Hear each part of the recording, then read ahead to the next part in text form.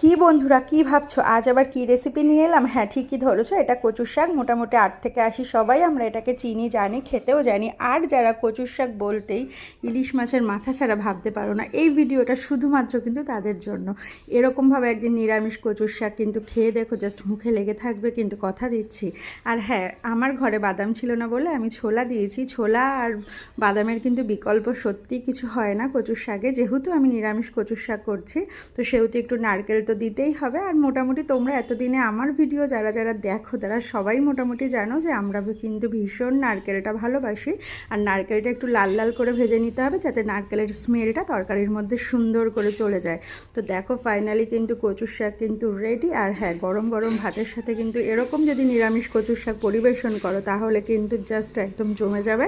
তো দেখেছো কি দারুণ লাগছে দেখতে। তো সত্যি খুবই খুবই টেস্ট লাগে ইলিশ মাছের মাথা ছাড়াও কিন্তু